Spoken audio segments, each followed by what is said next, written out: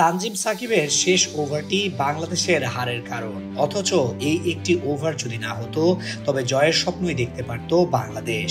West ইন্ডিজের বিপক্ষে দারুণ এক ওয়ানডে সিরিজ জয়ের পর টি-20 সিরিজেও জয়ের আশা করছিল দল।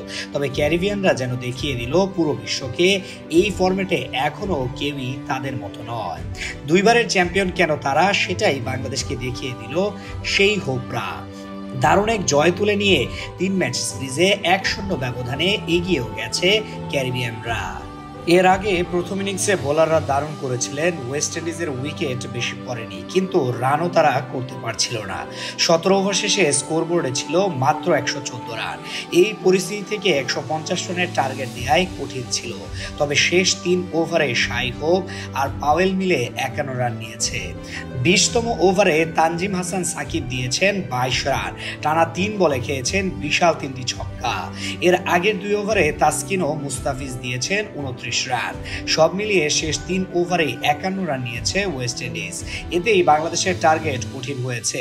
এই 3টা ওভার ভালো করলে রান হয়তো 150-এর আশেপাশে থাকতো।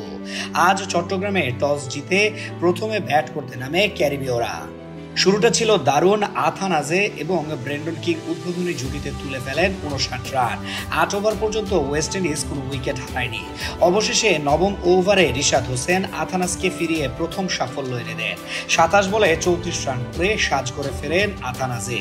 এরপর ব্রেন্ডন কিং ও শাই হোপের জুটি কিছুটা স্থিতি এনেছিল, তবে তাসকিন আহমেদ এসে টানা 2 বলে শিকার করেন 2 উইকেট। হ্যাট্রিকের সম্ভাবনা জাগিয়েছিলেন, কিন্তু হয়নি। তবুও 1 ওভারে 2 উইকেট হারিয়ে চাপে পড়ে ওয়েস্ট ইন্ডিজ।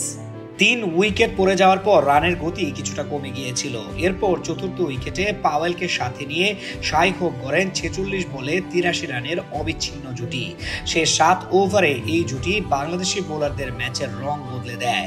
শাই হোপ 28 বলে করেন 46 রান, মারেন 1-4 ও 4টি ছক্কা। অন্যদিকে পাওয়েলও সমান 28 বলে করেন 44 রান। তিনিও মেরেছেন 4 ছক্কা, যার 3টি ছিল শেষ ওভারে। বাংলাদেশের হয়ে তাসকিন আহমেদ নেন 2 উইকেট আর রিশাদ হোসেন নিয়েছেন 1টি। বাংলাদেশ পুরো ইনিংসে ভালো বল করেছিল, তবে শেষ দিকে এসে বোলারদের লাইন লেংথ কিছুটা এলোমেলো হয়ে যায়, যার সুযোগ নিয়েছে ক্যারিবীয় ব্যাটাররা। শেষ ওভারে 51 রান দিয়ে 166 রানের টার্গেট পেয়েছে বাংলাদেশ। রিশাদ আর তানজিম সাকিব আজকে অনেক রান দিয়েছেন। মুস্তাফিজ কোনো উইকেট না পেলেও বোলিং ছিল দুর্দান্ত। রান দেওয়ার ক্ষেত্রে সবচেয়ে কৃপণ ছিলেন নাসুম আহমেদ। 4 ওভার বল করতে মাত্র 15 রান দিয়েছেন তিনি, যদিও কোনো উইকেট শিকার করতে পারেননি।